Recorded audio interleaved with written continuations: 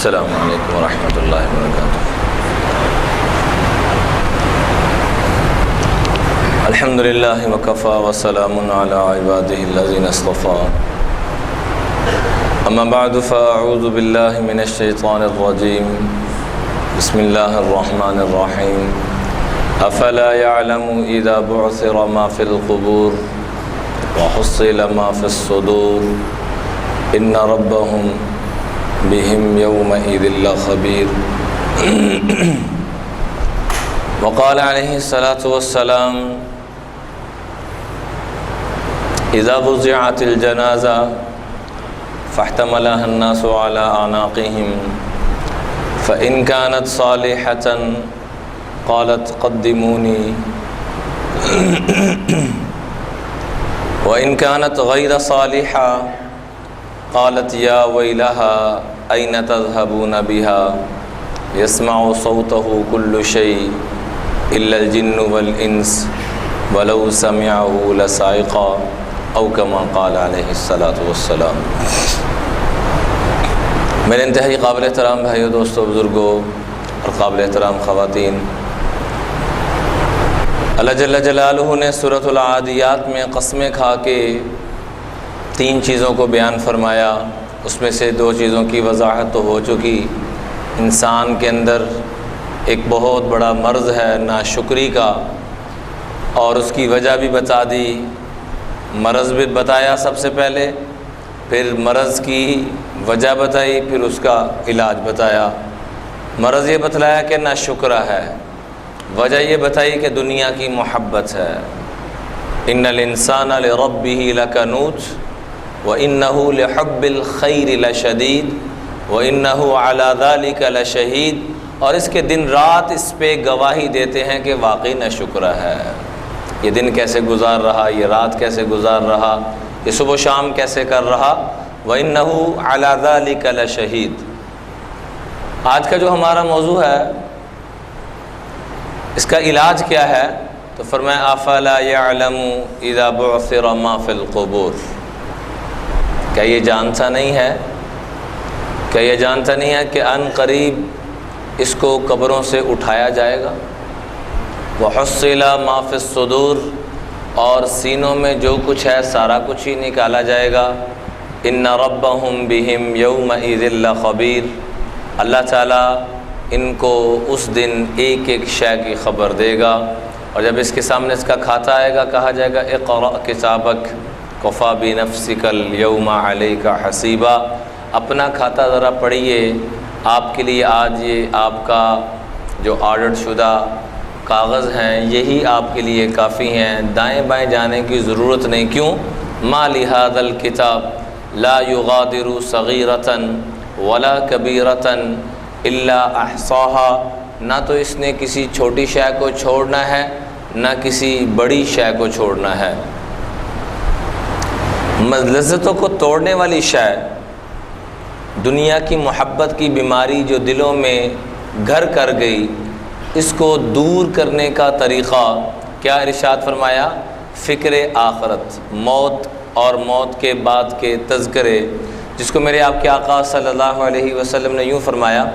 آج کسی ڈاکٹر سے ہم دوائی کا پیپر لے کر آتے ہیں، نسخہ لے کر آتے ہیں، اور 1500 2000 اس کی فیس پے کرتے ہیں، اور آنے جانے پہ 10,000 روپے کا پٹرول خرچ کرتے ہیں، پنڈی، اسلام آباد، لاہور، مختلف شہروں اور مختلف ملکوں میں جا کر اس پرچے کو بڑا سنبھال کے رکھتے ہیں کہ یہ فلاں پروفیسر ڈاکٹر نے یہ نسخہ ہمیں دیا ہے۔ روایات میں آتا ہے کہ اللہ نے عقل کے 100 حصے بنائے، ایک حصہ پوری کائنات میں تقسیم کیا، بقیہ 99% عقل اپنے مصطفیٰ کو عطا فرمائی۔ وہ نسخہ دے رہے ہیں کیا؟ اکثروا ذکر ہادم اللذات، یہ جن لذتوں میں، دنیا کی محبتوں میں تم پڑ گئے ہو، اس سے نکلنے کے لیے بہترین نسخہ نہ بتاؤں؟ کہ یا رسول اللہ وہ کیا؟ تو فرمایا لذتوں کو توڑنے والی شے یعنی موت کے تذکرے کثرت سے کیا کرو۔ ایک عام آدمی، بڑی خوبصورت مثال دی، ایک عام آدمی، اس سے کوئی جرم ہو جائے، غلطی ہو جائے، اور اس کے سامنے طرح طرح کے کھانے پڑے ہوئے ہیں، دنیا کے اعلیٰ سے اعلیٰ کھانے پڑے ہوئے ہیں، اور اوپر سے اس کی سزائے موت کے آرڈر جاری ہو چکے ہیں کہ یہ پکڑا جائے، یہ حکومت کا باغی ہے، یہ انسانیت کو نقصان پہنچانے والا ہے، یہ اسلام کا ملک کا غدار ہے، اس بندے کو ختم کر دیا جائے، یہ آرڈر جاری ہو چکے ہیں۔ اور اس کے دائیں بائیں فوج اور پولیس اس کو پکڑنے کے لیے گھیراؤ میں اس کو لیے ہوئے ہے، اور اس کے سامنے طرح طرح کے کھانے ہوں، ادھر موت آواز دے رہی ہے، ادھر سامنے کھانے پڑے ہوئے ہیں، ان کھانوں میں اس کو کوئی لذت نصیب ہوگی؟ ادھر سے وزارت عظمیٰ کی کوئی سیٹ پہ بیٹھا ہو اور ادھر سے گھنٹی بج رہی ہے کہ خطرہ ہے، آج ان کو سیٹ سے اتار دیا جائے، صدر صاحب کو اتار دیا جائے، گورنر صاحب کو اتار دیا جائے، فلاں وزیر کو، فلاں کوئی بھی کسی عہدے پہ ہے اس کو اتارے جانے کی گھنٹی بھی سر کے اوپر ہو، اور سامنے طرح طرح کے کھانے ہوں، اور ساتھ ایک طرف ذلت نظر آ رہی ہے، ایک طرف کھانے نظر آ رہے ہیں، تو اس کو کھانوں میں لذت نصیب نہیں ہوگی۔ ایسے فرمایا جو شخص آخرت کو سامنے رکھے گا کہ میں نے ان قریب مر جانا ہے، میں نے ان قریب مر جانا ہے، پھر دنیا کی محبت اس کو آخرت سے غافل نہیں کرے گی۔ پھر دنیا سامنے ہوگی لیکن اس کا کوئی نقصان نہ کر سکے گی۔ دنیا میری آپ کی ضرورت سے ہے، دنیا ضرر سے نکلی ہے، ضرورت ضرر سے نکلا ہے۔ کیا مطلب؟ اتنا اس کو لینا جس سے انسان کی زندگی ضرر میں نہ جائے۔ اور اس کی بڑی خوبصورت مولانا رومی صاحب رحمۃ اللہ علیہ نے مثال دی، فرمایا جیسے کشتی پانی میں ڈال دی جاتی ہے تو وہ کیا کرتی ہے؟ اس وقت تک ٹھیک رہتی ہے جب تک پانی کشتی میں گھس نہ جائے، جب پانی گھس گیا کشتی تباہ و برباد ہو جاتی ہے۔ اسی طریقے سے میری آپ کی مثال کشتی کی طرح ہے، اور ہم نے دنیا کے اندر چلنا ہے، پانی کشتی سے باہر رہے، دنیا کی محبت ہمارے دل سے باہر رہے پھر تو ٹھیک ہے، جب بیچ میں گھس گئی تباہی ہو گئی۔ اس لیے جب بھی کوئی چیز ہمارے سامنے آئے، ہمارے ایک دوست ہیں اللہ ان کو جزائے خیر عطا فرمائے، بڑے سادہ انداز میں بڑی خوبصورت مثال دی، اللہ نے سب کچھ دیا ہوا بھی ہے۔ کہنے لگے کہ ہم جو مہنگی سے مہنگی اعلیٰ سے اعلیٰ گاڑی پہ بیٹھ جائیں تو اپنے دماغ کو خراب نہ کریں، یوں سمجھیں جیسے ڈرائیور گاڑی پہ بیٹھا ہوتا ہے تو اس کی تنہا کی اوقات یا دنیاوی اعتبار سے حیثیت کیا ہوتی ہے؟ 10,000 12,000 15,000۔ تو اگر تو سمجھدار ڈرائیور ہوگا تو مالک کی گاڑی پہ بیٹھ کے کبھی تکبر نہیں کرے گا۔ اور ویسے مثال مشہور ہے کہ چودھری صاحب کم بڑے چودھری ہوتے ہیں، ڈرائیور اس سے بڑا چودھری بن جاتا ہے۔ وزیر اعظم کا ڈرائیور اور ان کا باڈی گارڈ اسے وہ نادان ہوتے ہیں، عقل سے پیدل ہوتے ہیں ایسے لوگ۔ لیکن جو حقیقت کو دیکھنے والے ہوتے ہیں وہ کیا کرتے ہیں؟ میری اوقات تو 10,000 روپے ہے، میری اوقات تو 12,000 روپے ہے۔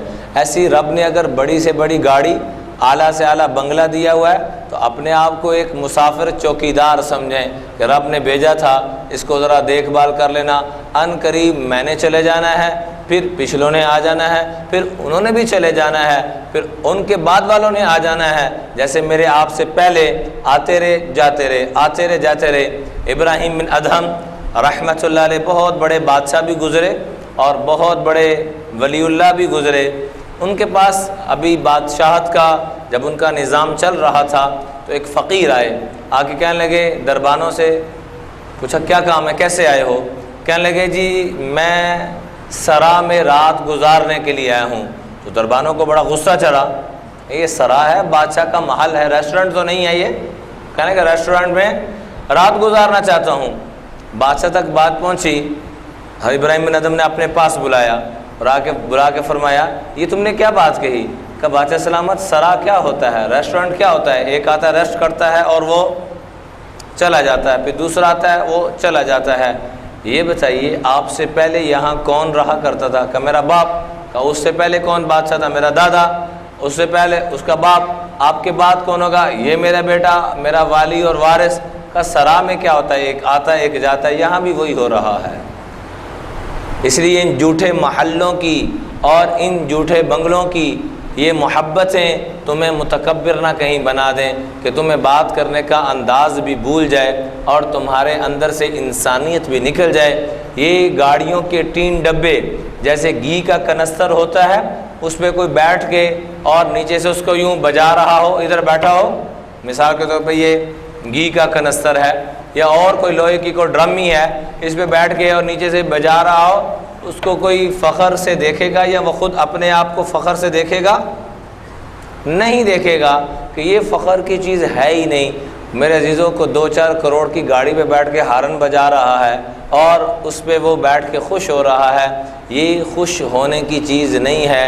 جیسے وہ لوہے کا کنستر، وہ اس پہ بیٹھ کے اس پہ بیچ میں سیمنٹ سریا کو بجری ڈال کے تھوڑا مضبوط کر لیا جائے، ٹیپ ٹاپ کر لیا یا رنگ کر لیا جائے تو وہ کوئی فخر کی شے نہیں بن جاتی۔ ایسے گاڑیاں، بنگلے، یہ چیزیں آ کے انسان کے لیے فخر کی شے نہیں بن سکتی۔ ہمارے ایک بزرگ بڑے سادہ انداز میں مثال دیتے تھے، فرماتے تھے کہ ایک گدھا امریکہ سے ہو کے واپس آ جائے تو انسان بن جائے گا کہ گدھے کا گدھا ہی رہے گا؟ کچھ آپ بھی فرما دیجئے۔ کھوتے دا او کھوتے دا کھوتا ہی رہے گا نا کہ کچھ اور ہو جائے گا؟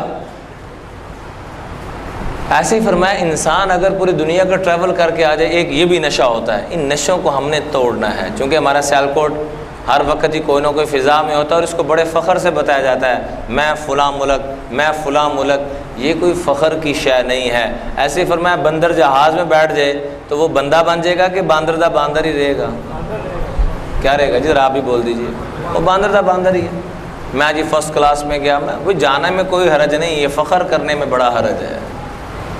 افلا يعلم اذا بعثر ما في القبور، یہ جو دنیا کی محبتیں ہیں یہ کیسے نکلیں گی؟ جب فکر آخرت سامنے ہوگی، جب فکر آخرت سامنے ہوگی۔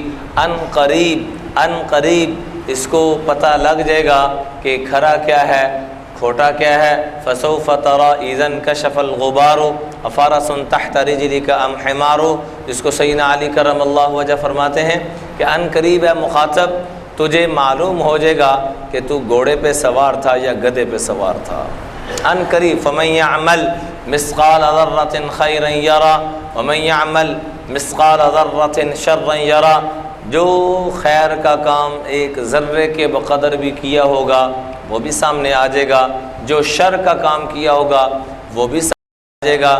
اس لیے فرمایا کسی گناہ کو چھوٹا سمجھ کے مت کر، ممکن ہے یہی تیری پکڑ کا سامان بن جائے۔ کسی نیکی کو چھوٹا سمجھ کے مت چھوڑ، ممکن ہے یہی تیری نجات کا ذریعہ بن جائے۔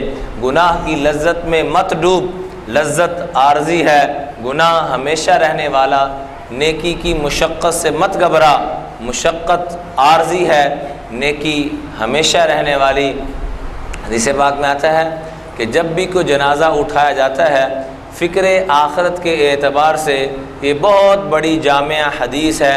اس کو ہو سکے تو روزانہ آپ اپنے اردو زبان میں، پنجابی زبان میں ضرور اس کو بیان کریں، دوسروں کو بھی اطلاع دیں گے، دوسروں کو بھی پیغام پہنچائیں گے۔ جو دوسروں پہ رحم کھائے گا اللہ اس پہ رحم فرمائیں گے۔ اکثر جنازے کے موقع پہ یہ حدیث بھی بیان کی جاتی ہے اور ہمیں روزانہ اس کو بیان کرنا چاہیے۔ کیا حدیث پاک ہے؟ اذا وضعت الجنازہ فاحتملها الناس على اعناقهم فان كانت صالحة قالت قدمونی۔ میں جب بھی کوئی جنازہ اٹھایا جاتا ہے تو اس کی 2 حالتیں ہوتی ہیں، یا جانے والا بڑا نیکوکار ہوتا ہے، اللہ میرا آپ کا پوری امت کا ان لوگوں میں شمار فرما دے، وہ کیا کہتا ہے؟ قدمونی قدمونی، مجھے جلدی جلدی بھیجو، مجھے جلدی جلدی بھیجو۔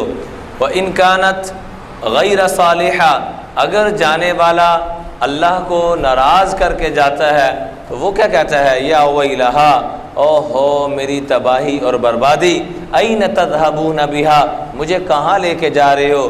حضور اکرم صلی اللہ علیہ وسلم نے بڑے غم کے ساتھ یہ بات فرمائی، يَسْمَعُ صَوْتَهُ يَسْمَعُ صَوْتَهُ كُلُّ شَيْءٍ الا الجن والانس، انسانوں اور جنوں کے علاوہ اس کے دکھڑے کو ہر شے سنتی ہے۔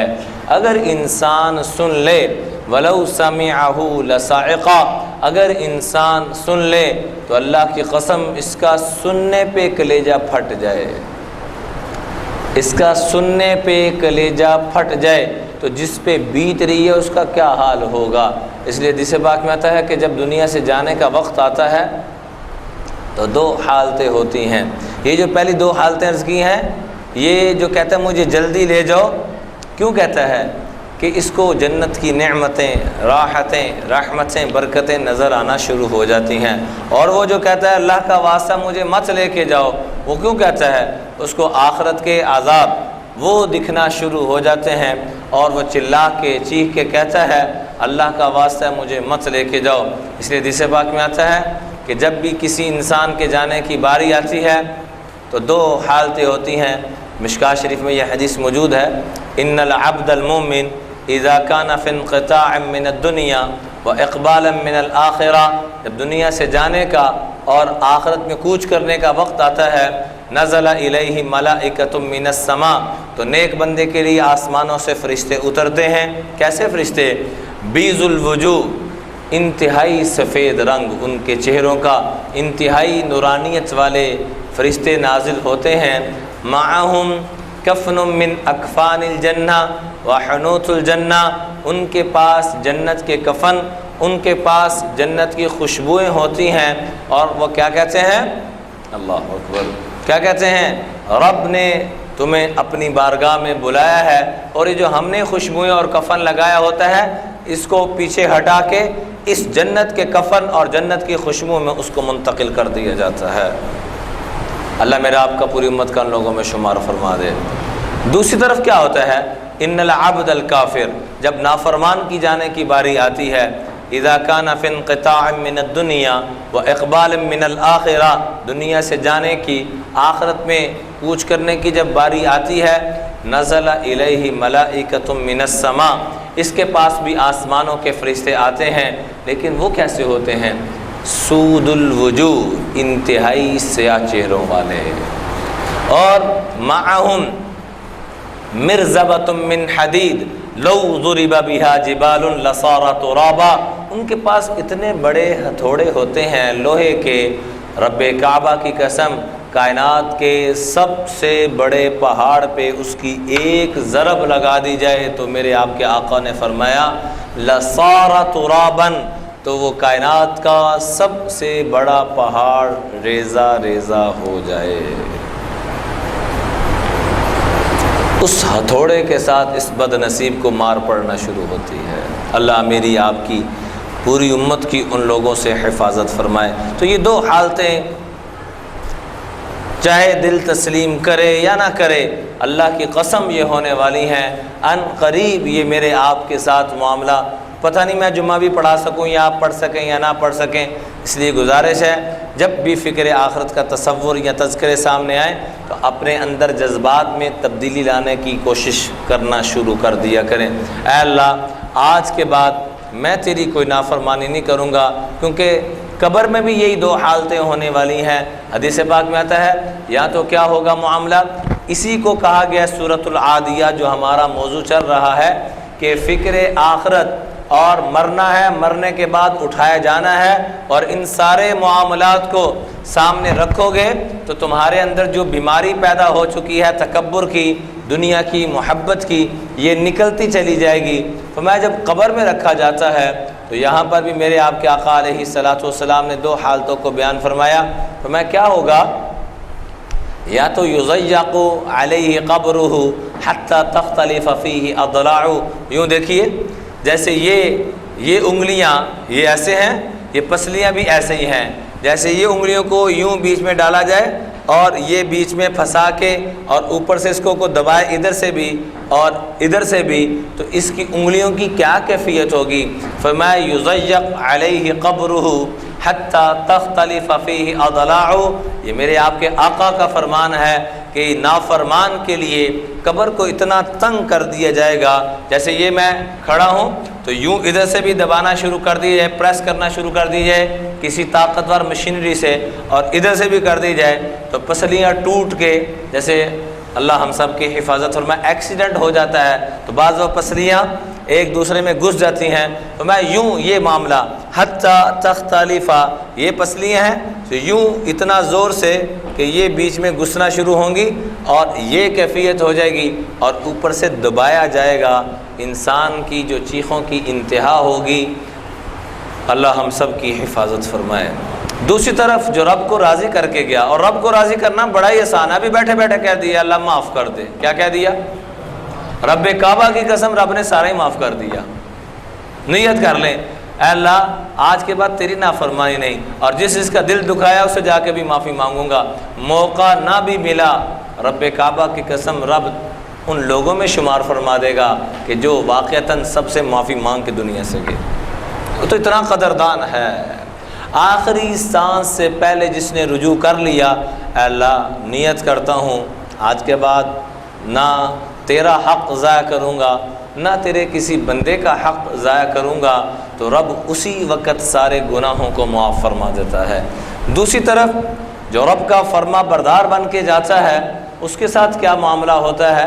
حدیث پاک میں آتا ہے یوسع علیہ قبرہ، یوسع علیہ قبرہ، وہاں تو یضیق تنگ کر دی جاتی ہیں یہ پسلیوں، اور جو فرما بردار ہوتا ہے یوسع علیہ قبرہ، اس کی قبر کو اتنا وسیع کر دیا جاتا ہے، منتہا بصرہ، اس کی جہاں تک آنکھ کی نگاہ پہنچ سکتی ہے اس سے بھی آگے تک اس کی قبر کو کشادہ کر دی جاتا ہے،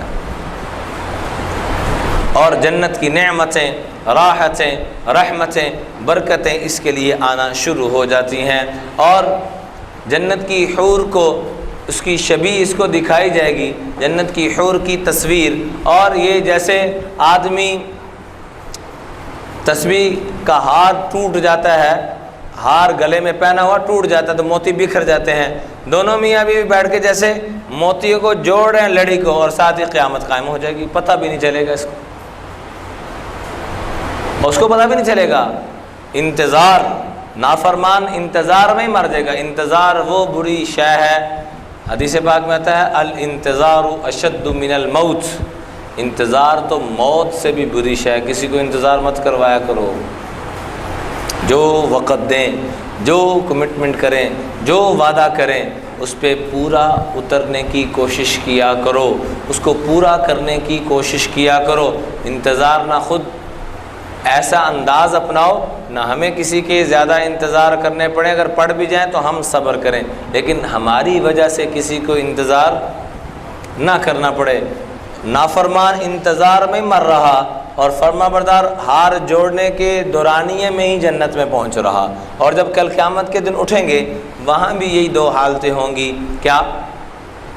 جو نافرمان ہوں گے وہ اپنے گناہوں کے بقدر اپنے پسینوں میں غوطے لگا رہے ہوں گے، کسی کا ٹخنوں تک، کسی کا گھٹنوں تک، کسی کا ناف تک، اور کوئی اپنے پورے جسم کو جیسے نہر میں بندہ غوطے لگاتا ہے یوں اپنے پسینوں کے اندر غوطے لگا رہا ہوگا، اور اتنا روئے گا۔ حدیث پاک میں آتا ہے کہ لجرت السفن، کہ اگر سفینہ کی جمع ہے سفن، سفینہ عربی میں کہتے ہیں کشتی کو، کہ کشتیاں جاری کرنا چاہیں، چلانا چاہیں، رب کعبہ کی قسم اس کے آنسوں میں وہ تو چل سکتی ہیں لیکن اس کا وہ رونا کام نہیں آئے گا۔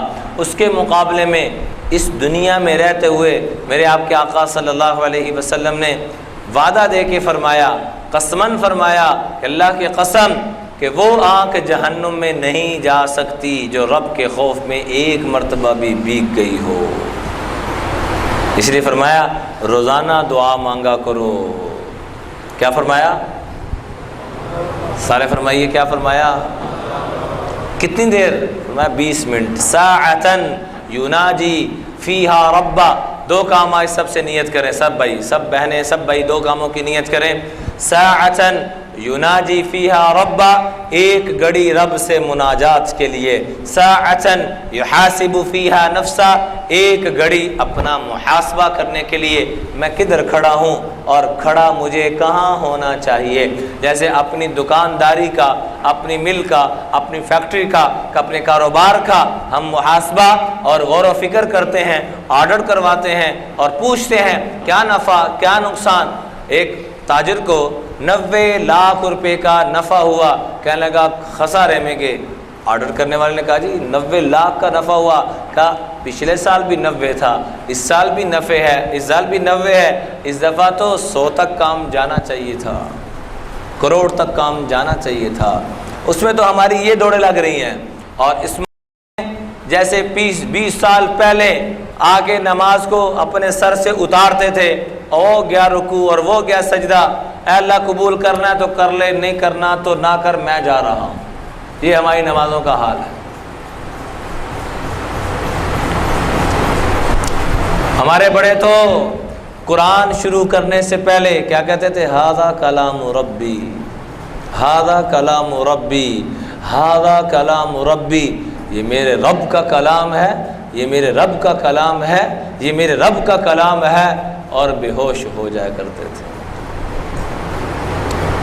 اور آج ایک وقت یہ آ چکا ہے کہ قرآن کے پڑھنے کو وقت کا ضیاع سمجھا جاتا ہے، بیٹے کو حفظ قرآن کرانے کو وقت کا ضیاع سمجھا جاتا ہے، الٹ ہی معاملات چل پڑے۔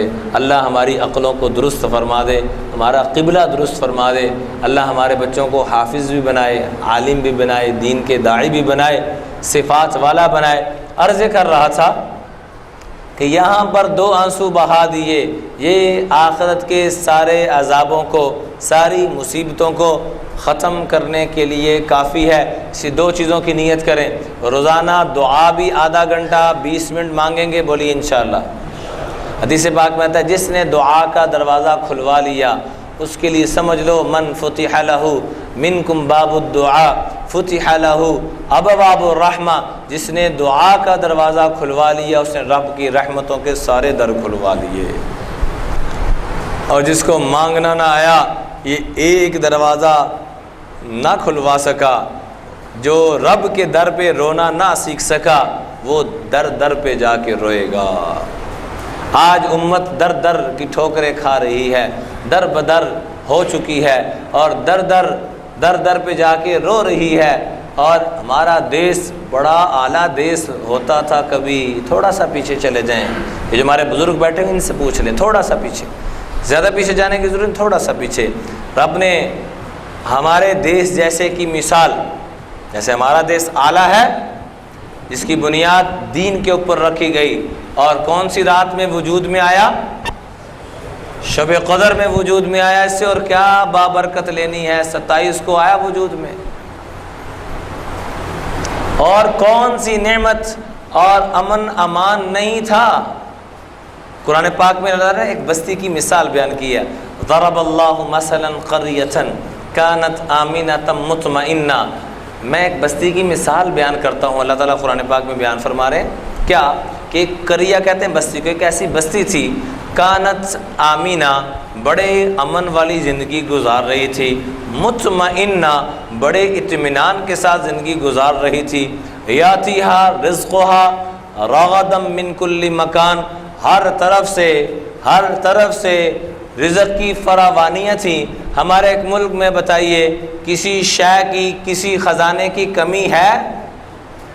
4 موسم ہمارے ملک میں، ہر طرح کی نعمت اس ملک میں، ہر طرح کا پھل اس ملک میں، ہر قسم کی نعمت، گیس اور پٹرول اور سونا چاندی، جون سی دھاتیں بھی لے لیں، کون سی دھات اس میں نہیں ہے؟ ہر طرح کی نعمتیں اس ملک میں۔ فرمایا ہوا کیا؟ فکفرت بانعم اللہ، رب کی نعمتوں کی ناشکری کی، رب کی نعمتوں کی ناقدری کی۔ پھر رب نے ان کے ساتھ کیا کیا وہ میرے آپ کے ساتھ ہو رہا ہے۔ اسی شکر اور ناشکری کو موضوع کو لے کے چلیں گے۔ آیت مبارکہ کا ترجمہ بھی ابھی پورا نہیں ہوا، اس کی ترجمہ اور اس کی تفصیل انشاءاللہ اگلی دفعہ عرض کریں گے، تاکہ ہم شکر گزاری پہ آئیں ناشکری پہ مت رہیں، رب شکر پہ۔ ایک ہے رب کی طرف سے نعمت ملے اور ایک ہے رب سے مانگ کے نعمت لی گئی ہو۔ ایک ہے رب کی طرف سے کیا ملے جی؟ نعمت ملے، مل گئی، ایک جسم مل گیا، اور ایک یہ ہے کہ رو رو کے رب سے ایک نعمت لی ہو۔ دونوں کا قدردانی کا بھی الگ الگ حکم ہے، اور دونوں کے چھن جانے کا بھی الگ الگ حکم ہے۔ ملک پاکستان ہم نے رب سے، ہمارے بڑوں نے رب سے کیا کیا؟ آنسو بہا کے نہیں، کیا بہا کے لیا؟ بتائیے، یہ جو ہمارے بڑے بیٹھے ان سے پوچھیے کیا بہایا؟ خون بہا کے لیا۔ اور ہم کیا کر رہے ہیں، اور جو ہمارے ساتھ ہو رہا ہے وہ پرفیکٹ ہو رہا ہے، یہ مزید آگے جائے گا اگر ہم نے بیک گیئر نہ لگایا۔ جیسے سامنے ٹرین آ رہی ہو اور آدمی اپنا گیئر لگا کے 5واں گیئر سیدھا ٹرین میں جا رہا ہو، اس کو اشارہ بھی کیا جائے، فون کر کے دوست بھی سمجھائیں، پولیس والا بھی روکے، وہ کسی کی سنے نہ تو کیا ہوگا؟ کیا ہوگا جی؟ جب ہم قرآن کی بھی نہ سنیں، احادیث کی بھی نہ سنیں، اور اپنی آنکھوں سے حالات و واقعات بھی دیکھ رہے ہیں تب بھی نہ سمجھیں، تو پھر کیا ہوگا؟ فَأَذَاقَهَا اللَّهُ لِبَاسَ الْجُوعِ وَالْخَوْفِ، تو فرمایا پھر خوف اور بھوک نہیں دوں گا، بلکہ خوف اور بھوک کا لباس تمہیں پہنا دوں گا۔ جیسے لباس ہر وقت جسم کے ساتھ چمٹا رہتا ہے، یوں تمہارے اوپر اور تمہارے حکمرانوں کے اوپر خوف ہر وقت سوار ہوگا۔ 50 سال پیچھے چلے جائیے، 60-70 سال پیچھے چلے جائیے، سڑکوں پہ لوگ بیٹھے ہوتے تھے، کسی کی جرت نہیں ہوتی تھی۔ آج اپنی گاڑی پہ اپنے گھر بیٹھ کے ڈر رہے ہوتے ہیں، پتہ نہیں کیا ہو جائے گا، کیا وزیر کیا فقیر۔ ہر بندے پہ خوف سوار ہے، ہر بندے پہ بھوک سوار ہے، ہر بندہ کہہ رہا ہے گزارا نہیں ہو رہا۔ پیچھے وجہ کیا بیان فرمائی؟ فَكَفَرَتْ بِأَنْعُمِ اللَّهِ، رب کی نعمتوں کی ناقدری ہے۔ اس موضوع کو انشاءاللہ پھر لے کے چلیں گے۔ دعا ہے کہ اللہ ہمیں قدردان بنائے اور فکر آخرت ہم سب کو اللہ تعالیٰ عطا فرمائے۔ وآخر دعوانا ان الحمد للہ رب العالمین۔